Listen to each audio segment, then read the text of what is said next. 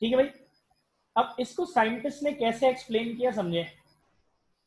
Scientist ने बोला कि भाई हो सकता है कि सेकंड शेल के दो पार्ट्स हों, यानी बोहर वाली बात सही नहीं है। अगर बोहर वाली बात सही होती तो हर बार इक्वल एनर्जी इमिट होनी चाहिए थी, तो बोहर वाली बात तो गलत साबित हो गई।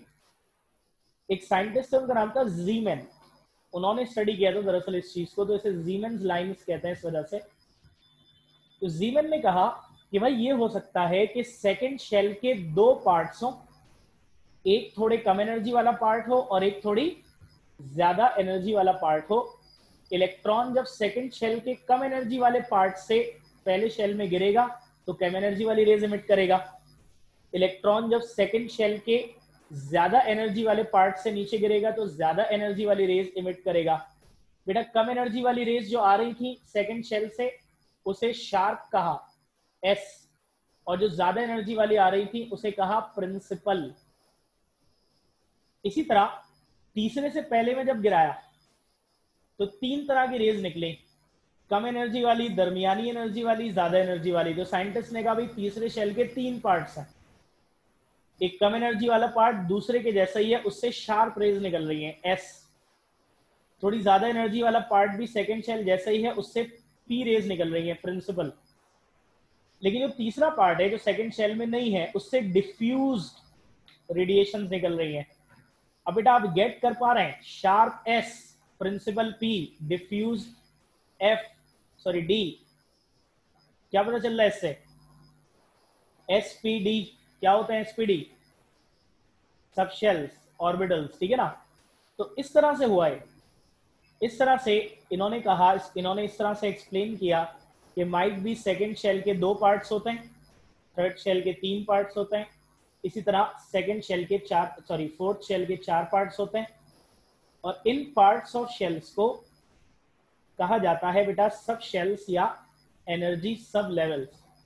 देखो क्या लिखा हुआ है, the parts of shells of unequal energy emitting different energy light rays on electron transitions. ठीक है बेटा, एक शेल के जो डिफरेंट एनर्जी वाले पार्ट्स होते हैं जिनसे डिफरेंट एनर्जी वाली लाइट रेज इमिट होती हैं इलेक्ट्रॉन्स के जंपिंग की वजह से, उन पार्ट्स ऑफ शेल्स को सब शेल्स कहते हैं, और इसको रिप्रेजेंट करते हैं एसपीडीएफ से। ठीक है बेटा, S sharp, P principal, D diffuse, F fundamental. This is according to the nature of rays being emitted from each part of shell। अब बेटा जिस तरह हमने मैक्सिमम कैपेसिटी ऑफ शेल पढ़ा था, अब हम बात करेंगे मैक्सिमम कैपेसिटी ऑफ सबशेल की, जो कि इस फॉर्मूले से ड्राइव होगा 2 × 12+1। ठीक है, और इसमें L एजीम्यूथल क्वांटम नंबर है जो आगे आएगा। जिस तरह N शेल का नंबर होता है, L सबशेल का नंबर होता है। S सबशेल के लिए L की वैल्यू 0, P सबशेल के लिए L की वैल्यू 1, D सबशेल के लिए L की वैल्यू 2, और F सबशेल के लिए L की वैल्यू क्या आती है बेटा 3। अब फॉर्मूला क्या है, 2 × 12+1, इस L की जगह 0 लगाओ तो S में आ जाएंगे 2 इलेक्ट्रॉन, जिसे हम ऐसे लिखते हैं S2। इस L की जगह 1 लगाओ तो आ जाएंगे 6 इलेक्ट्रॉन्स P सबशेल में, P6। इस L की जगह 2 लगाओ तो आ जाएंगे 10 इलेक्ट्रॉन D सबशेल में, D10, और इस L की जगह 3 लगाओ तो आ जाएंगे 14 इलेक्ट्रॉन्स F सबशेल में, F14। तो बेटा ये है मैक्सिमम कैपेसिटी ऑफ सबशेल। अब भाई किस शेल में कितने कितने सबशेल होते हैं, शेल की मैक्सिमम कैपेसिटी और उसके अंदर जितने टोटल सबशेल्स हैं उनको ऐड करने से सेम आ रहा है कि नहीं आ रहा, ये कैसे पता चलेगा? n वैल्यू से। बेटा n वैल्यू 1 है, इसका मतलब कौन सा शेल है? K shell. ठीक है, और n वैल्यू 1 है तो एक ही सबशेल होगा, दैट इज S। जो n की वैल्यू है जितनी, उतने सबशेल होंगे। L सबशेल है, n की वैल्यू 2 है, 2 सबशेल होंगे SP। M शेल है, n की वैल्यू 3 है, 3 सबशेल होंगे SPD। N शेल है, n की वैल्यू 4 है, 4 सबशेल होंगे SPDF। अब देखो K शेल में मैक्सिमम 2 इलेक्ट्रॉन आते हैं, और वो दोनों के दोनों उसके S सबशेल में होते हैं क्योंकि K के पास और कुछ है ही नहीं। L में मैक्सिमम 8 आते हैं, कैसे? L में 2 है ना, S और P, 2 s में आते हैं, 6 p में आते हैं। ऐसा l में टोटल कितने हो जाते हैं? 8। m में 18 आता है। किस तरह से? 2 s में, 6 p में, 10 d में, ऐड करो 18 हो जाएगा। n में 32 आते हैं। कैसे? 2 s में, 6 p में, 10 d में, 14 f में, ऐड करो अगेन क्या आ जाएगा? 32। तो इस तरह शेल्स और सब शेल्स की मैक्सिमम कैपेसिटीज कॉरेस्पॉन्ड कर गई हैं। बेटा लास्ट कॉन्सेप्ट इज ऑर्बिटल। बेटा orbital region of maximum probability of having electron pair outside the nucleus. मैंने आपको बताया था कि न्यूक्लियस के बाहर 2 तरह के रीजन होते हैं इलेक्ट्रॉन की वेव्स के। एक होता है रीजन जिसमें इलेक्ट्रॉन के होने के इम्कानात मैक्सिमम है, जिस तरह स्टेशनरी वेव्स के नोड्स होते हैं, और दूसरे वो हैं जिसमें इलेक्ट्रॉन्स के होने के इम्कानात बहुत ही कम है। वो क्या कहलाता है? यहाँ पे न्यूक्लियस के बाहर इसी तरह के 2 रीजन होते हैं। एक रीजन वो होता है जहाँ इलेक्ट्रॉन्स के होने की प्रोबेबिलिटी मैक्सिमम होती है, और दूसरे रीजन वो होते हैं जहाँ इलेक्ट्रॉन्स की प्रोबेबिलिटी मिनिमम होती है। तो भाई न्यूक्लियस के बाहर वो रीजन्स इलेक्ट्रॉन्स के होने की प्रोबेबिलिटी मैक्सिमम 90% है, बेटा उन रीजन्स को क्या कहा जाता है? Atomic orbital. Regions of maximum probability of having electron pair outside the nucleus are called atomic orbitals। और बेटा एक रीजन में एक पेयर होता है, याद रखना, एक ऑर्बिटल में एक पेयर होता है। अब ये समझने वाली बात है, ध्यान से देखना बेटा। जैसे मैंने आपको बताया कि p ऑर्बिटल में कितने इलेक्ट्रॉन आते हैं? 6। अब आप मेरी बात को ऐसे समझो कि बेटा कभी भी 2 से ज्यादा इलेक्ट्रॉन एक साथ नहीं हो सकते। ठीक है बेटा, कभी भी 2 से ज्यादा इलेक्ट्रॉन एक साथ नहीं हो सकते। तो ये जो तो ऑब्वियसली ये 6 इलेक्ट्रॉन एक साथ नहीं होंगे, ये 2-2 के 3 पेयर्स में होंगे। ठीक है, दोबारा ध्यान से सुनना, मैं कह रहा हूं इसको इस तरह से समझो कि कभी भी 2 से ज्यादा इलेक्ट्रॉन एक साथ नहीं रह सकते। हालांकि आपके दिमाग में सवाल आना चाहिए इससे कि सर इलेक्ट्रॉन्स पर negative charge, same charges repel करते हैं, और ऐसे तो सर 2 इलेक्ट्रॉन भी एक साथ नहीं रहने चाहिए। 2 से ज्यादा तो आप कह रहे हैं, हम तो कहेंगे कि 2 भी एक साथ नहीं होने चाहिए। 2 एक साथ रहते हैं क्योंकि दोनों की स्पिन ऑपोजिट होती है। एक अगर क्लॉकवाइज रोटेट करता है तो दूसरा एंटी क्लॉकवाइज, और बेटा दोनों के जो ऑपोजिट स्पिन हैं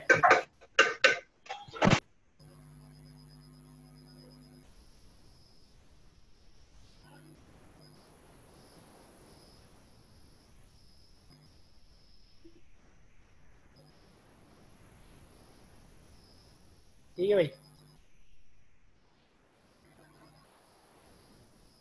ठीक है। तो पेयर के जो 2 इलेक्ट्रॉन होते हैं मैंने बताया उनकी ऑपोजिट स्पिन होती है, एक की क्लॉकवाइज तो दूसरे की क्या होती है? Anti clockwise. अब क्लॉकवाइज घूमने वाले इलेक्ट्रॉन से जो मैग्नेटिक लाइंस निकलती हैं और एंटी क्लॉकवाइज से जो निकलती हैं वो दोनों इक्वल ऑपोजिट एक दूसरे को कैंसिल कर देती हैं, तो इस वजह से इनकी जो रिपल्जन है वो मिनिमाइज हो जाती है। लेकिन 2 से ज्यादा एक साथ नहीं रह सकते। तो जैसे p सब शेल में 6 इलेक्ट्रॉन आ सकते हैं, तो 6 एक साथ नहीं होंगे, बल्कि 2-2 के 3 पेयर में होंगे। एक पेयर 2 का px में यानी x प्लेन में होगा, दूसरा y प्लेन में होगा, और तीसरा z प्लेन में होगा। तो इस तरह सबशेल के भी पार्ट्स होते हैं। ठीक है बेटा, सबशेल के अंदर हर पेयर एक रीजन ऑक्यूपाई करता है और उस रीजन को कहते हैं डीजेनरेटेड ऑर्बिटल। तो p में कितने पेयर बनेंगे बेटा? 3 पेयर बनेंगे। हर पेयर p सब शेल के अंदर एक रीजन ऑक्यूपाई कर लेगा। जैसे एक पेयर x प्लेन ऑक्यूपाई कर लेगा, px कहेंगे उसे, एक y प्लेन जिसे py कहेंगे, एक z प्लेन जिसे pz कहेंगे। और एक सब शेल के अंदर ये जो रीजन्स बन गए, हर रीजन में एक पेयर होगा, that region is called degenerated orbital. तो देखो क्या लिखा है कि p sub shell has maximum capacity of 6 electrons from which form 3 pairs, each of which occupy different regions in p subshell, forming its 3 parts of equal energy designated as px, py, pz। अब अगर मैं आपसे पूछूं subshell shells के parts थे, तो orbital subshells के parts हैं। डिफरेंस क्या है बेटा? सबशेल्स की एनर्जी डिफरेंट होती है, एक ही शेल का s और p डिफरेंट होगी एनर्जी, लेकिन डीजेनरेटेड ऑर्बिटल्स की एनर्जी सेम होती है। मतलब px, py, pz तीनों की एनर्जी क्या होती है? सेम। इसी तरह बेटा अगर नंबर ऑफ पेयर्स के हिसाब से होना है तो डी सब शेल में मैक्सिमम कितने इलेक्ट्रॉन आ सकते हैं? 10। तो पेयर कितने बनेंगे? 5। हर पेयर एक ऑर्बिटल में, तो 5 पेयर 5 ऑर्बिटल्स में। तो डी में कितने ऑर्बिटल होने चाहिए? 5, और एफ में 7। ठीक है, ये बेटा ऑर्बिट ऑर्बिटल्स का डिफरेंस है। यहां पर ये टॉपिक खत्म हो जाता है, और एक और मेन टॉपिक इसके बाद आएगा, क्वांटम नंबर्स। सबको समझ में आ गया बेटा पिछला टॉपिक? किसी को कुछ पूछना है तो पूछ ले।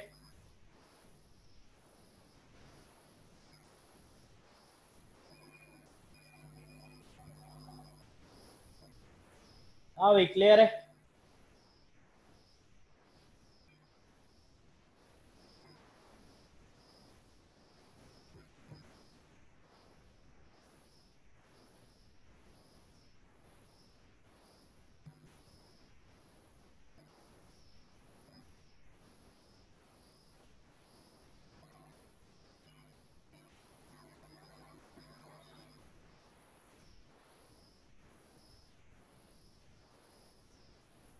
हाँ भाई, क्वांटम नंबर्स। बेटा क्वांटम नंबर्स, अब देखिए एक बड़ी अहम बात बताने जा रहा हूं। बेटा हर कॉन्सेप्ट की एक क्वालिटेटिव डिस्क्रिप्शन होती है और एक क्वांटिटेटिव होती है, आप जानते हैं। क्वालिटेटिव जैसे कि मोमेंटम फिजिक्स में आप पढ़ते हो, तो क्वालिटेटिव डिस्क्रिप्शन क्या होती है उसकी? कि द क्वालिटी ऑफ मोशन और the quantity of motion is called momentum. ऐसा ही है। फिर आप बड़े हो जाते हो तो आप कहते हो momentum is dot product of mass and velocity. अब ये जो डिफाइन करने का वे है, ये है क्वांटिटेटिव, क्वालिटेटिव नहीं। और हमारी फिजिक्स में सबसे बड़ा अलमिया ये है कि सब कुछ क्वांटिटेटिव है। क्वांटिटेटिव तो जब लाते हैं जब बच्चा क्वालिटेटिव यानी थ्योरेटिकल पूरा पढ़ चुका होता है, और बच्चा थ्योरेटिकल कॉन्सेप्ट थ्योरी में होता है बेटा। कभी भी क्वांटिटेटिव पार्ट में उतने कॉन्सेप्ट्स नहीं होते थ्योरी में जितने होते हैं। ठीक है, अब फिजिक्स में अलमिया यही है फिर इस वजह से कि भाई ज्यादातर क्वांटिटेटिव है, बच्चे क्वालिटेटिव नहीं पढ़ते, पता भी नहीं होता इनफैक्ट। अब देखो अभी तक जो कुछ हमने एटम के बारे में पढ़ा, कितने टाइम से पढ़ा, वो सब क्वालिटेटिव डिस्क्रिप्शन थी। ये जो टॉपिक है ना, ये क्वांटिटेटिव डिस्क्रिप्शन है। क्वांटिटेटिव डिस्क्रिप्शन का फायदा ये होता है कि कंसाइज होती है, कम अल्फाज होते हैं, कम टाइम में ज्यादा एक्सप्लेन हो जाता है। लेकिन वो समझ में सिर्फ जब आ सकता है जब आपको क्वालिटेटिव डिस्क्रिप्शन मालूम हो। अगर आपको क्वालिटेटिव डिस्क्रिप्शन नहीं मालूम तो फिर तो बेटा आप भूल जाएं कि आपको क्वालिटेटिव कभी समझ क्वांटिटेटिव कभी समझ में आएगा। ठीक है ना? तो क्वांटम नंबर्स क्वांटिटेटिव डिस्क्रिप्शन है एटम और इलेक्ट्रॉन्स की। देखो क्या लिखा है, the set of 4 numbers that describes an atom and it's electrons quantitatively. अभी तक जो हम पढ़ रहे थे वो क्वालिटेटिव था, कॉन्सेप्चुअल, थ्योरेटिकल। अब जो हम पढ़ने लगे हैं वो क्वांटिटेटिव है, मैथमेटिकल। हालांकि बेटा क्वांटम नंबर्स का कॉन्सेप्ट बहुत ही ज्यादा ब्रॉड है और फिजिकल केमिस्ट क्वांटम नंबर से पता नहीं क्या क्या पता कर लेते हैं, लेकिन आपके सिलेबस में क्वांटम नंबर्स का जो एस्पेक्ट स्टडी करना है वो ये है, एड्रेस ऑफ इलेक्ट्रॉन वाला।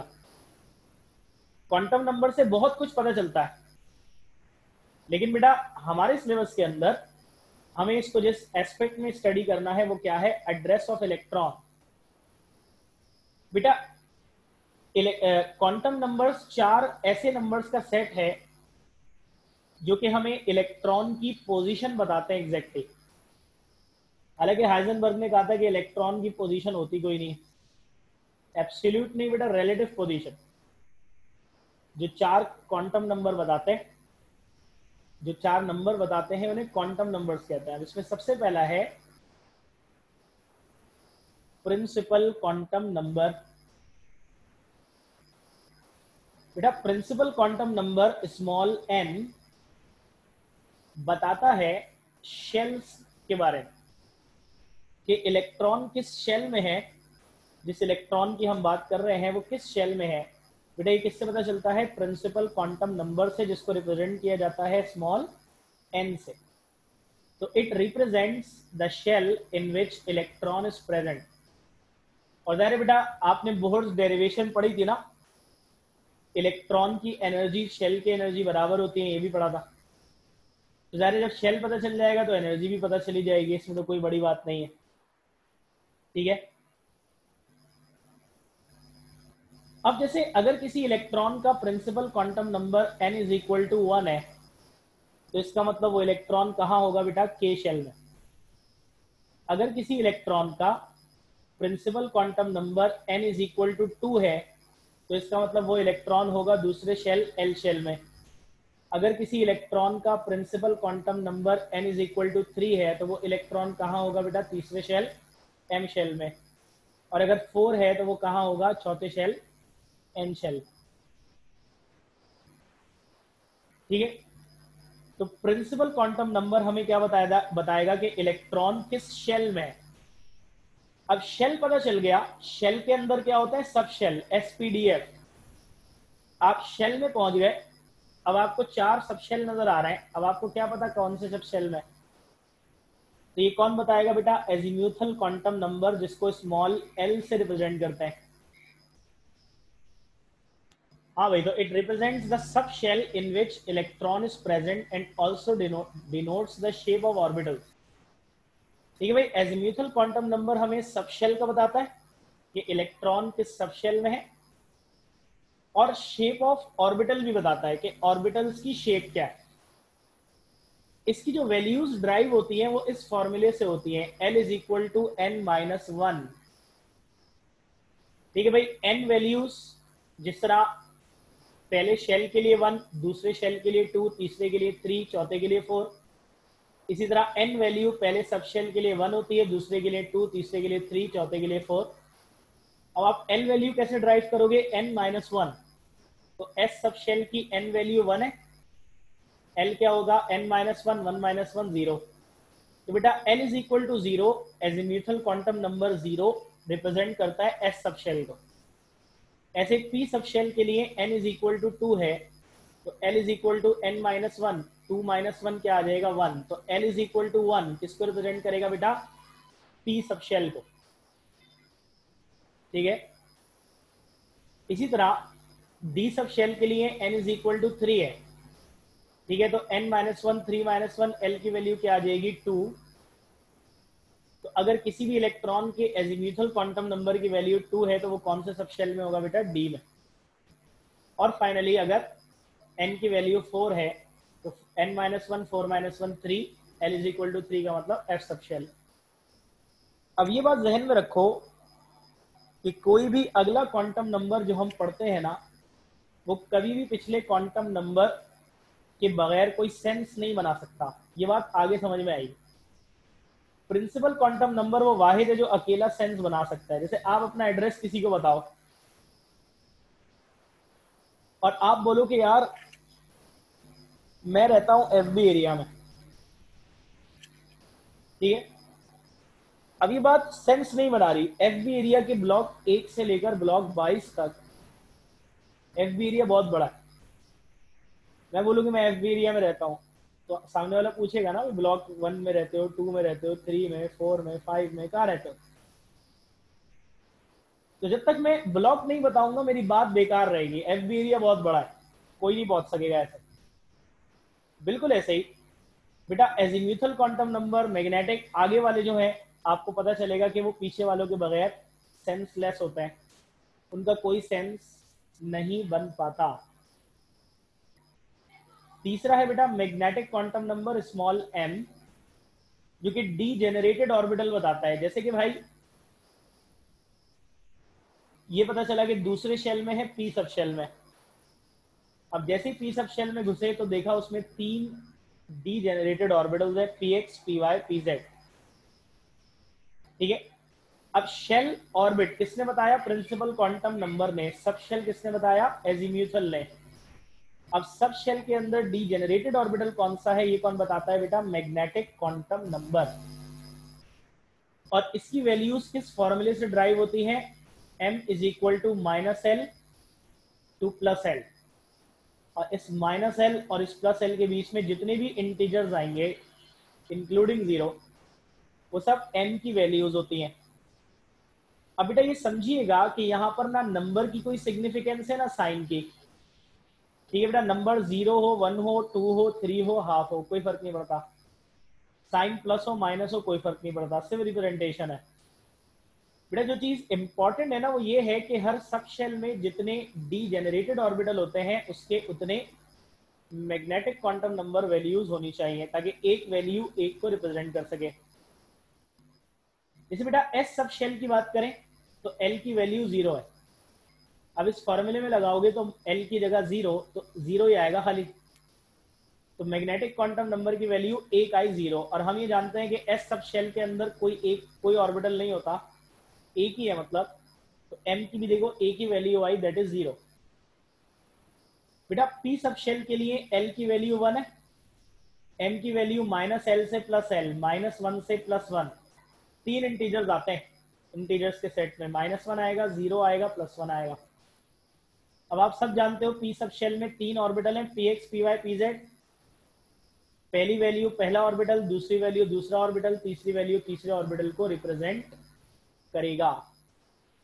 ऐसे बेटा D L is equal to 2 है तो m क्या होगा? -2 से +2। 5 इंटीजर्स आते हैं, -2, -1, 0, +1, +2। और आप जानते हो बेटा d में 5 ही सबशेल होते हैं। ठीक है, आखिरी है स्पिन क्वांटम नंबर। अच्छा हाँ, बल्कि इससे पहले एक बात मैंने पीछे ये कहा था कि भाई हर आगे वाला क्वांटम नंबर पीछे वाले से मिलाकर नहीं देखोगे तो सेंस नहीं बनेगा। जैसे यहां देखो m की वैल्यू 0 सब में आ रही है कि नहीं आ रही? m की वैल्यू -1, +1 तीन में आ रही है। तो अगर मैं बोलूं कि एक इलेक्ट्रॉन का मैग्नेटिक क्वांटम नंबर 0 है तो क्या आपको कुछ पता चल सकेगा उसके बारे में? भाई 0 तो इधर भी है, 0 तो इधर भी है, 0 तो इधर भी है, 0 तो इधर भी है। तो बड़े ऑब्वियस सी बात है, आपको कुछ पता नहीं चलेगा जब तक मैं एल ना बताऊं। यानी जब तक मैं मैग्नेटिक के साथ साथ एजीम्यूथल ना बताऊं कि भाई किस शेल का 0, फिर ये सेंस बन जाएगा। ठीक है, आखिरी है स्पिन क्वांटम नंबर जो हमें स्पिन ऑफ इलेक्ट्रॉन बताएगा। और बेटा दो ही स्पिन हो सकती है, या तो क्लॉकवाइज या एंटी क्लॉकवाइज। बेटा वैल्यू प्लस हाफ क्लॉकवाइज को रिप्रेजेंट करती है, सिंगल अपवर्ड एरो। और एस की वैल्यू माइनस हाफ किसको रिप्रेजेंट करती है बेटा? एंटी क्लॉकवाइज को डाउनवर्ड एरो। क्लियर हो गया? अब अगर बेटा मैं आपसे सवाल पूछूं, मैं आपको एक इलेक्ट्रॉन के चारों क्वांटम नंबर बता रहा हूं, आप मुझे उस इलेक्ट्रॉन का ऑर्बिटल बताएंगे।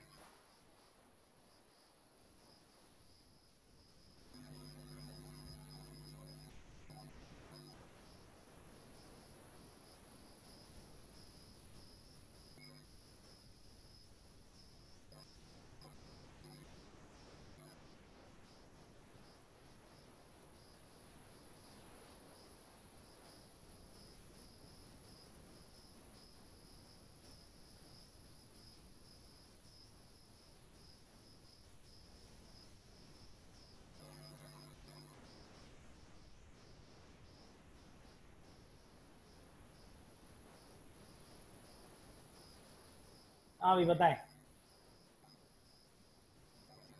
एक इलेक्ट्रॉन के चारों क्वांटम नंबर्स आपके सामने लिख दिए। अब आप ये बताएं कि ये इलेक्ट्रॉन कहाँ है।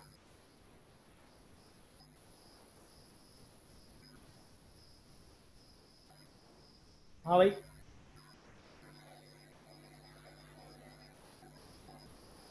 बताएं ये इलेक्ट्रॉन कहाँ है जल्दी।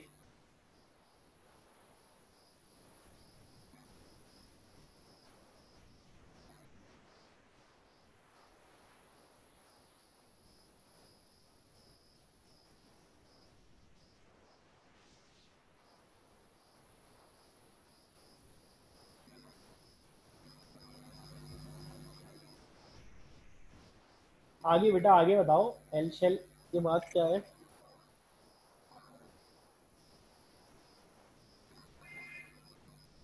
हाँ भाई,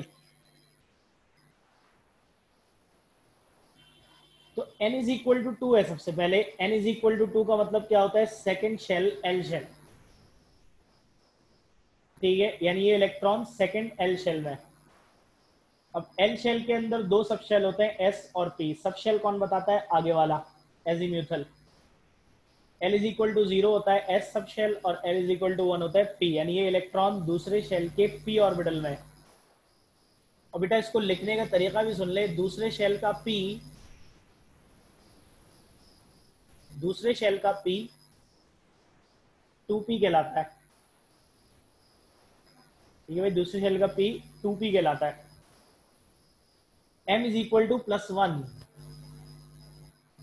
अब देखो मैंने क्या बताया था, p सब शेल के लिए तीन वैल्यूज आ गई। -1 पहला px, 0 दूसरा py, +1 तीसरा प्लस, ठीक है, +1 तीसरा यानी कि pz। तो 2pz हो गया। ठीक है भाई, और s इज इक्वल टू +12 का मतलब होता है क्लॉकवाइज स्पिन वाला पहला इलेक्ट्रॉन। तो आप बेटा ये वाला एरो जो है ना, ये इसके ऊपर सुपर स्क्रिप्ट में बना देंगे। तो भाई अगर आपको अब एक इलेक्ट्रॉन के 4 क्वांटम नंबर्स पता चल जाए तो आप उस इलेक्ट्रॉन का पता लगा सकते हैं ना। चलो मुझे 3D YZ और ये वाला एरो लगाओ ऊपर, इसके चारों क्वांटम नंबर बताओ। अब ये उल्टा हो गया, ऊपर मैंने आपको क्वांटम नंबर देके ऑर्बिट पूछा था, अब मैंने आपको ऑर्बिटल देके क्वांटम नंबर पूछा है। तो 3D YZ और ये नीचे वाला एरो लगा देना ऊपर। हाँ भाई बताओ ये कहाँ होगा, इसके चारों क्वांटम नंबर लिखो।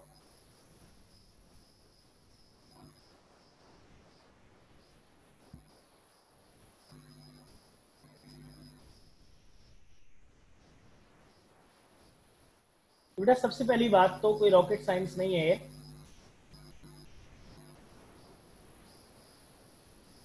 जो भी कोफिशिएंट हो ना वो स्मॉल n होगा। तो n इज इक्वल टू तो 3 आ गया, सिंपल।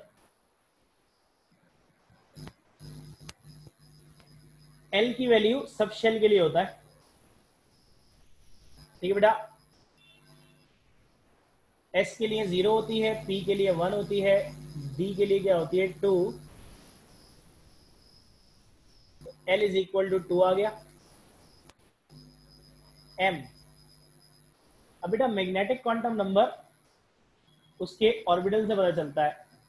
सेकेंड ईयर में आपको पढ़ाया था कि डी के जो 5 डी जनरेटेड ऑर्बिटल होते हैं, पहला होता है dxy, दूसरा होता है dyz, तीसरा होता है dxz, चौथा होता है dx square minus Y square, पांचवा होता है dz स्क्वायर। तो ये क्या है, dyz, yz कौन सा होगा, दूसरा। तो दूसरा कौन है, -1।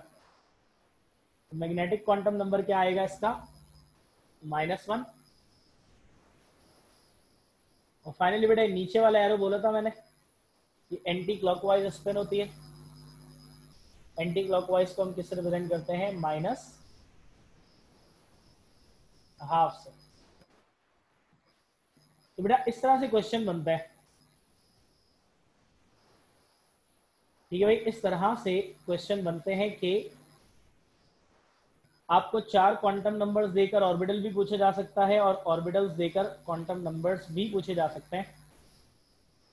यहाँ पे क्वांटम नंबर्स का टॉपिक हो जाता है कंप्लीट। किसी का कोई सवाल है तो पूछने बेटा, मैं ये मीटिंग एंड करके और फौरन दूसरी मीटिंग स्टार्ट कर रहा हूँ। फौरन दूसरी क्या है वही है, बस आपने उसी लिंक से ज्वाइन करना है, आपको पता है। तो हम अगले टॉपिक पे आ जाएंगे, rules for filling the orbitals. अभी के लिए मुझे बता दो सब क्लियर है?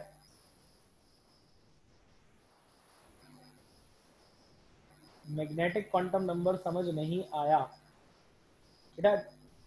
मैग्नेटिक क्वांटम नंबर क्या है? मैंने बोला सबसे बाहर क्या है? शेल। शेल कौन सा है कौन बता रहे हैं? प्रिंसिपल। शेल के अंदर घुसे तो नजर आए सब शेल। सब शेल कौन सा है कौन बताएगा? एजीम्यूथल। सब शेल में घुसे ऑर्बिटल है। ऑर्बिटल कौन सा है कौन बताएगा? मैग्नेटिक। कैसे बताएगा भाई? आपको बताया था इस फॉर्मूले से वैल्यू ड्राइव करो, -L2 + L। ठीक है। अब एस सब शेल जो है उसकी एल की वैल्यू 0 है, तो यहाँ एल की जगह 0 लगा दो तो 0 ही आ जाएगा ना। मैग्नेटिक क्वांटम नंबर की ए की वैल्यू आएगी क्योंकि एस सब शेल में एक ही ऑर्बिटल है बस। बेटा पी सब शेल की अगर बात करें तो L = 1 है, तो यहाँ लगाओगे तो बेटा -1 से +1 3 डिजिट्स आते हैं। -1 आता है, 0 आता है, +1 आता है।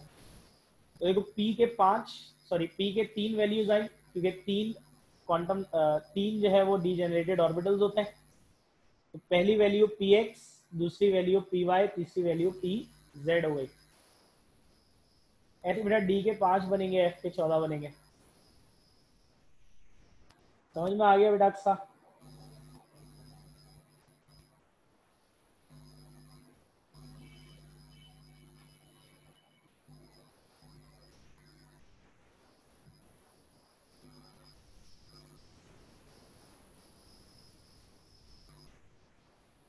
अच्छा बेटा मैं वीडियो अपलोड कर दूंगा ग्रुप में, कोई मसला नहीं है इसकी।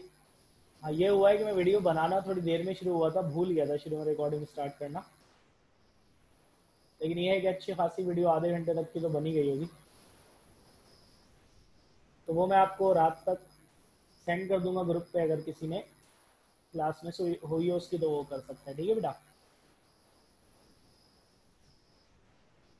सही भाई, तो मैं मीटिंग एंड कर रहा हूँ। फौरन 10 सेकंड के अंदर उसी लिंक से दोबारा ज्वाइन करो।